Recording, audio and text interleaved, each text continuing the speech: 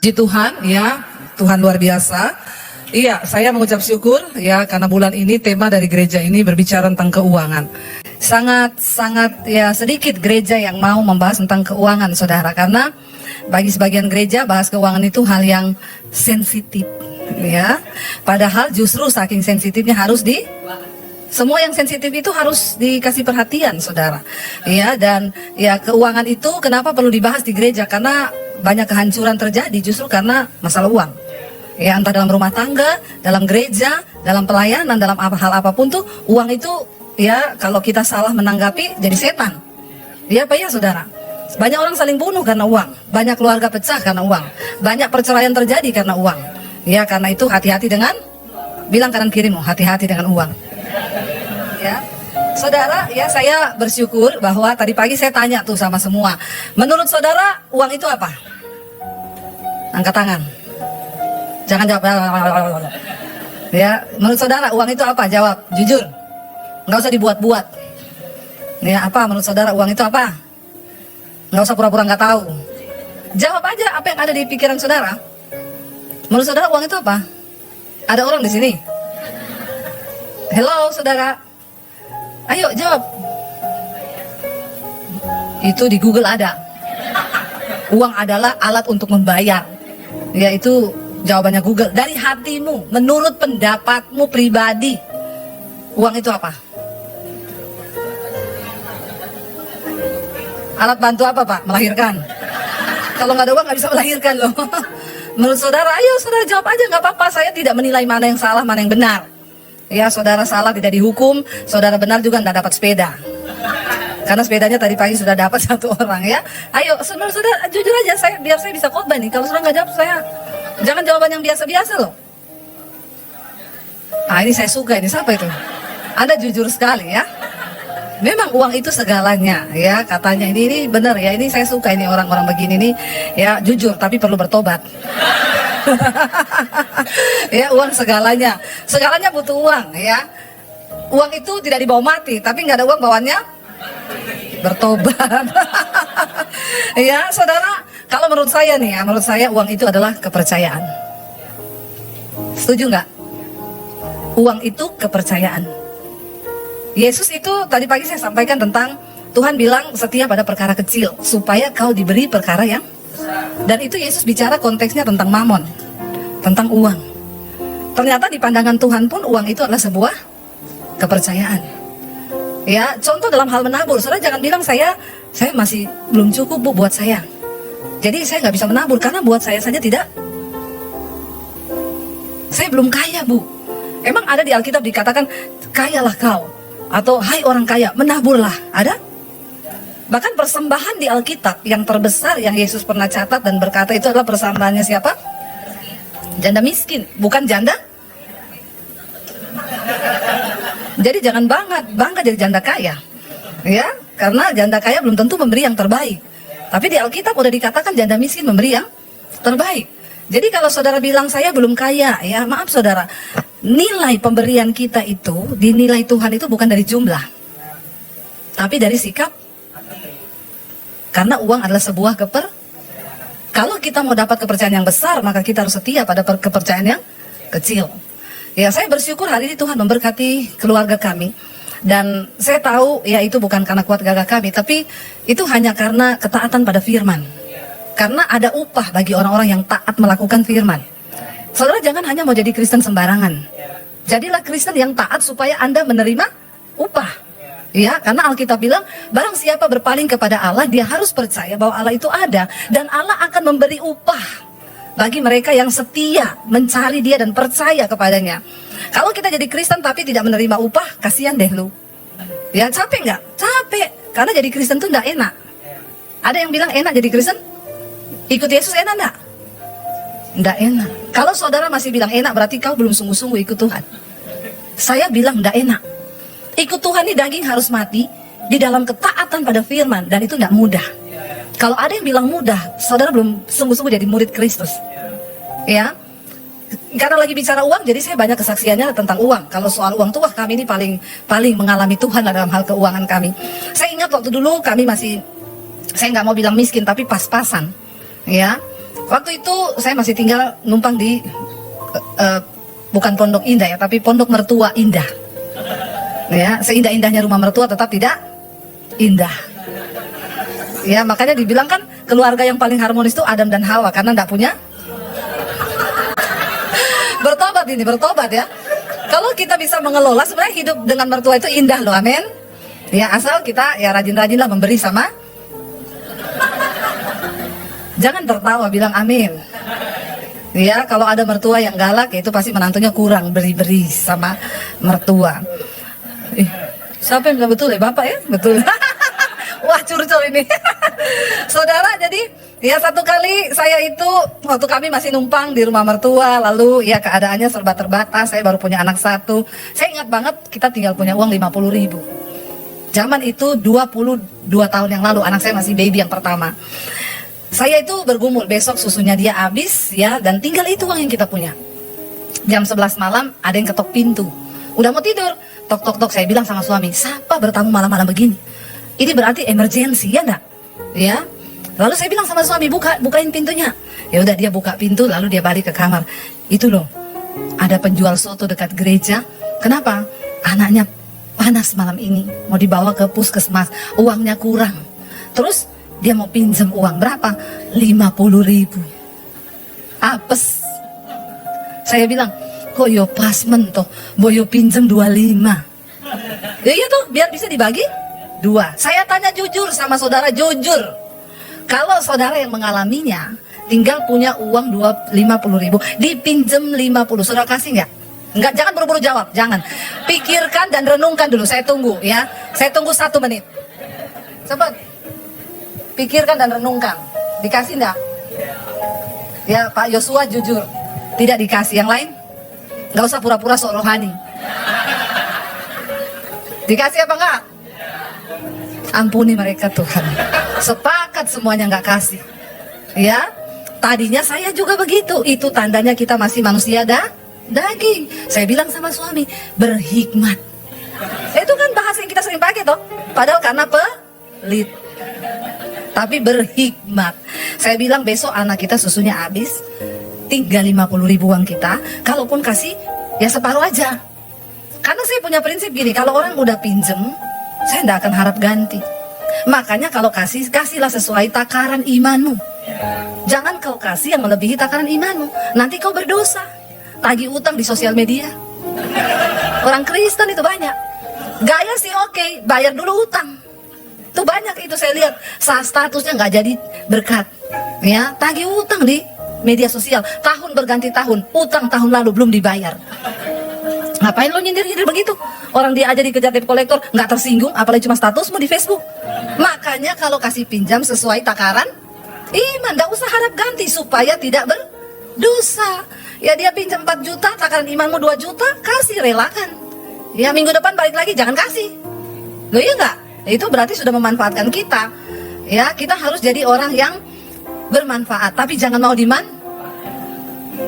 Lalu saudara, dia pinjam, saya bilang sama suami, enggak lah besok susu anak kita habis kok. Suami saya bilang gini, aku terserah kowe. Nek kowe ngomong kasih, tak kasih. Nek enggak, ya enggak. Dia cari tempat aman. Ya supaya kalau ada dosa, dosanya di saya.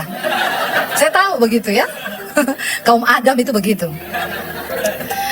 Akhirnya saudara, ya saya, ya udahlah saya bilang, ya gimana ya? Akhirnya saya kan tertuduh juga. Saya bilang, saya berdoa sih no, ya jangan lama-lama itu orangnya, anaknya udah demam loh. Saya tanya Tuhan, tiba-tiba ayat bicara. Tuhan tuh bicara, saudara jangan bayangkan Tuhan tuh, nggak usah ya, itu sesat. Ya Tuhan tuh nggak harus begitu. Ayat yang pernah kau baca itu diingatkan.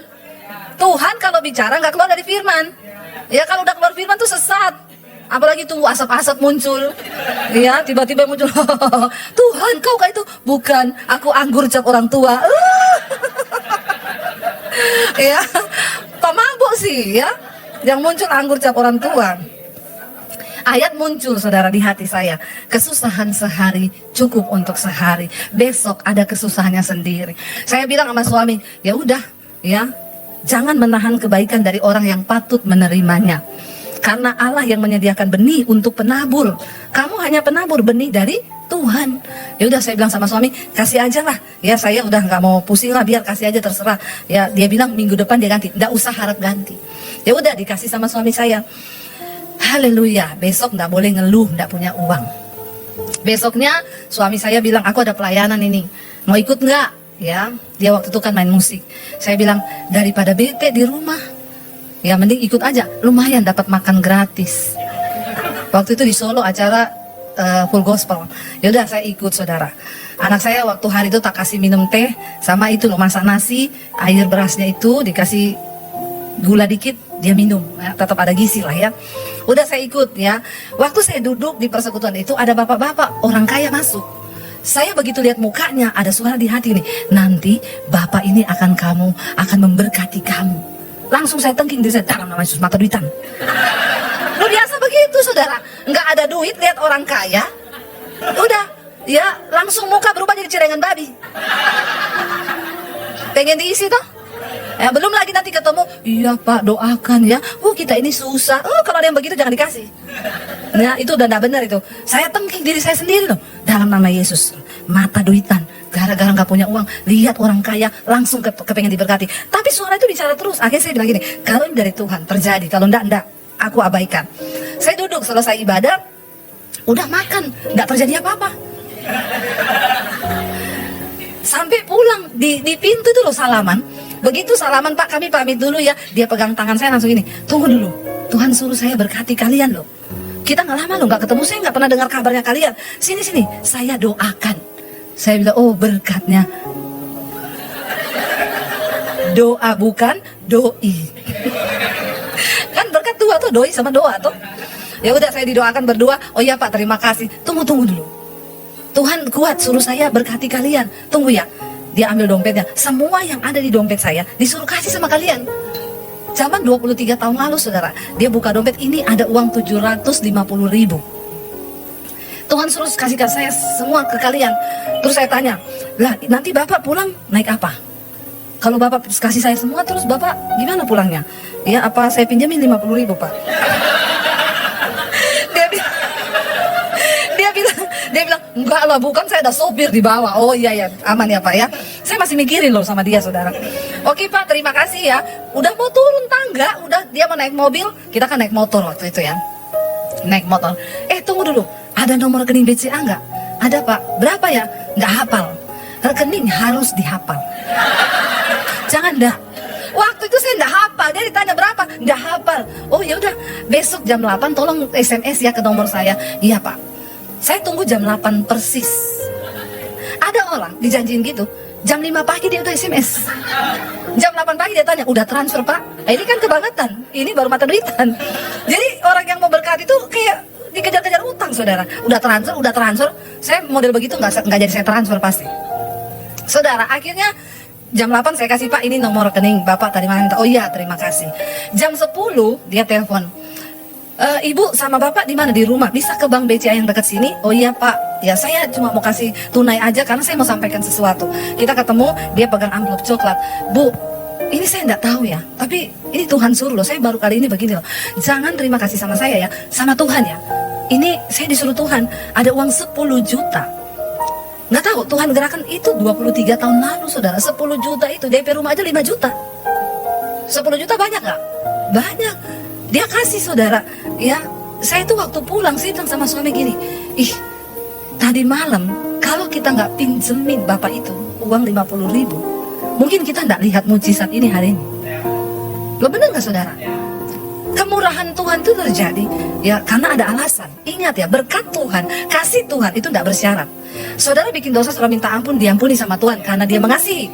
Ya tapi berkat itu ada syaratnya. Alkitab berkata, ya kalau kita berjalan di dalam barisan depan kita kebenaran, maka kemuliaan Tuhan mengikuti.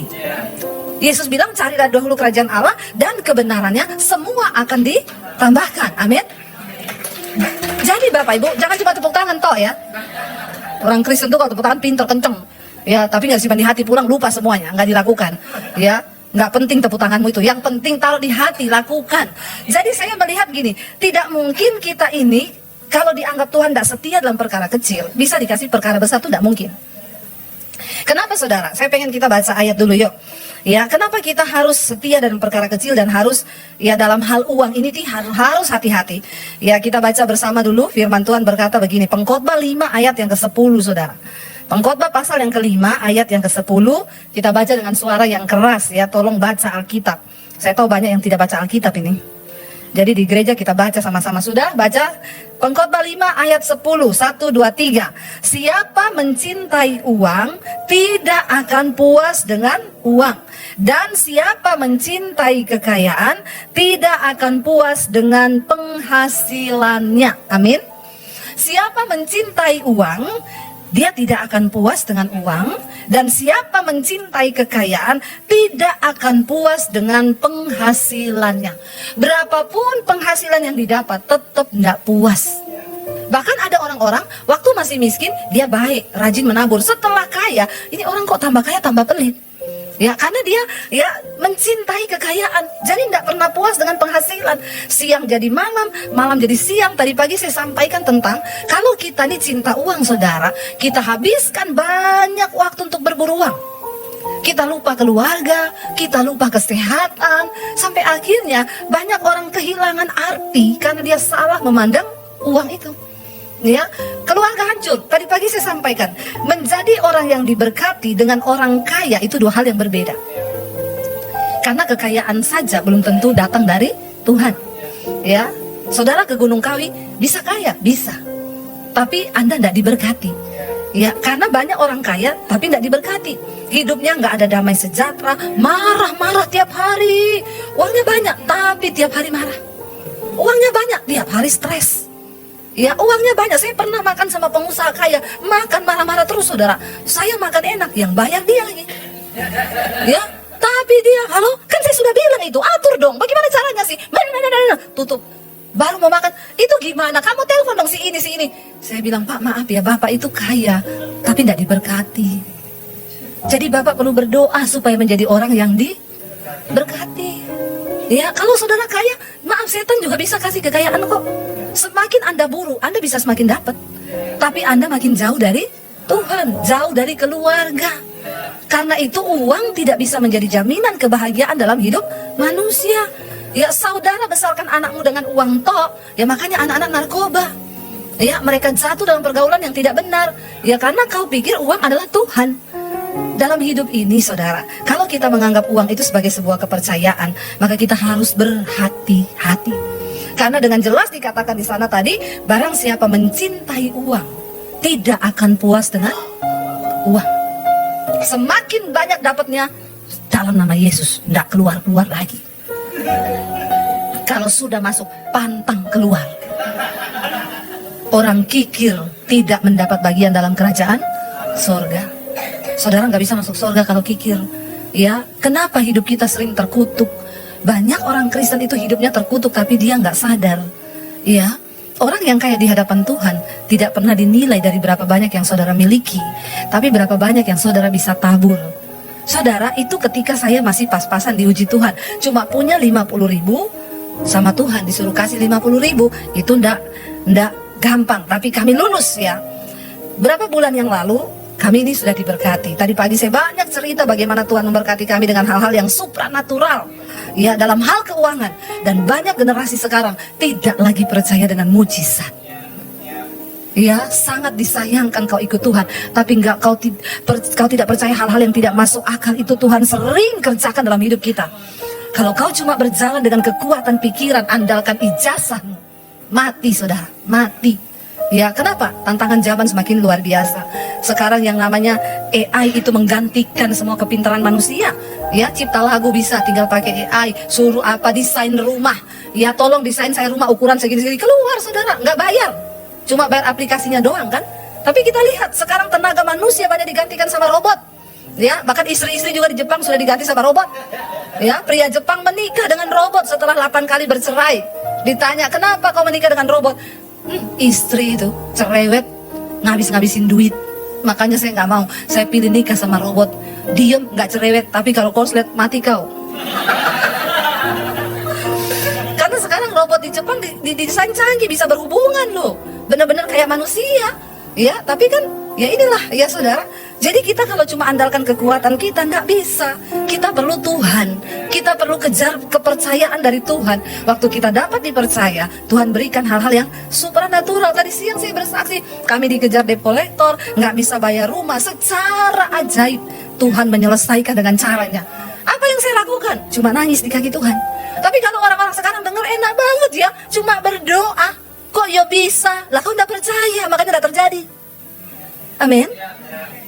Waktu kau percaya ada satu kuasa yang sanggup menyelesaikan setiap masalahmu yang tidak bisa lagi kau pikir dengan kekuatan manusia. Di sana saudara ada tangan yang bekerja tanpa batas di luar pikiran dan jangkauan manusia. Saya tuh kalau mau cerita mujizat Tuhan terlalu banyak dan terlalu wow. Ya, ketika saya bangun studio saudara, di tengah masa pandemi yang tadinya kami mau jual rumah tidak jadi, akhirnya kami beli rumah. Ya, dari yang mau jual rumah Tuhan berkati jadi beli rumah. Ya, lalu kami beli rumah dua, satu buat studio, satu buat tinggal. Waktu pembangunan rumah selesai, kami beli sebelahnya untuk studio, saudara, buat syuting. Ketika lagi pembangunan studio ini, ya suami saya panggil satu kenalannya, ya anak Tuhan juga untuk percaya sebagai pemborong. Ternyata ketika bangun, saya terakhir store uang 300 juta untuk beli keramik segala macam, keramiknya nggak dibeli. Saya sudah curiga. Akhirnya ketika kami tanya, dia bilang nota hilang semua. Lo gimana kok bisa kerja nota nggak ada, kan kamu harus bertanggung jawaban. Ya nanti saya cari-cari dulu. Lah terus sekarang mana? Ayo saya antar ke toko keramik. Duitnya nggak ada dan ternyata ditinggal begitu saja. Uang nggak ada yang kembali 1 sen pun. Uang saya terakhir 300 juta itu dibawa sama dia. Saya marah saudara. Saya bilang sama suami, kenapa juga kamu pakai orang itu? Akhirnya kita jadi berantem. Ya, uang ini memang setan saudara. Ya. Kami jadi berantem, saya nggak bisa berdoa, saya salahin suami, jadinya kita juga sudah nggak bisa berdoa. Satu saat saya tanya sama Tuhan, ya dia saya WA, mana uang saya kembali ini ya, saya nggak mau tahu, kamu tuh terkutuk kalau kamu bawa lari uang saya gini. Belum tahu dia. Pendeta juga manusia, punya rasa, punya hati, jangan samakan dengan pisau belati. Saudara, akhirnya saya WA dia, balikin uang saya ya, kamu cicil nggak apa-apa, gini. Kehilangan damai sejahtera. Akhirnya saya duduk di kaki Tuhan satu kali, Tuhan, kenapa kau izinkan ya? Saya ini kan buat studio syuting loh. Tuhan tuh cuma ngomong gini, kamu kalau ada orang konseling, ditipu, nasihatmu apa? Saya bilang ya saya nasihati, ya uang gampang dicari tapi damai sejahtera, sukacita, itu adalah hal kerajaan Allah. Roma 14 ayat 17. Lah sekarang kamu mengalami apa yang kamu lakukan sesuai dengan nasihatmu? Saya jawab Tuhan, tapi kan orang itu uangnya banyak. Saya kan uangnya pas-pasan. Ya kalau ini hilang ya gimana ya Tuhan ya? Aku ndak tanya uangmu pas-pasan atau banyak. Aku tuh cuma tanya, kamu taat ndak sama firman Tuhan? Saya nangis bercucuran air mata dan saya ngomong, Tuhan. Ya sudah, sekarang ambil HP-mu, ketik WA ke orang itu bahwa kamu melepaskan pengampunan. Ya tunggu dulu tuh Tuhan. Sekarang saya ambil HP saya, ketik bahwa kamu melepaskan pengampunan. Saya bilang gini, sebelum saya ngomong begitu, saya curhat sekalian. Enak aja saya mengampuni. Saya curhat, kamu tahu nggak? Saya tuh jengkel sama kamu, saya marah sama kamu. Kamu nggak bertobat, terkutuk ya hidupmu. Saya kata-katain saudara. Tapi saya nggak memaki. Terakhir, tapi hari ini Tuhan tegur saya. Jadi saya lepaskan pengampunan buat kamu hari ini. Saya mau kirim, Roh Kudus bilang, tulis juga. Dan mulai sekarang, saya tidak akan tanya perihal uang itu. Kalau ini tunggu dulu. Kan cuma mengampuni tuh. Tapi uang kan siapa tahu dia bisa cicil pelan-pelan. Buat saudara 300 juta itu banyak nggak? Beli cilok dapat berapa? 1 RT makan. Iya tuh. Saya bilang, kalau itu tunggu Tuhan, tunggu. Ketik sekarang, ketik.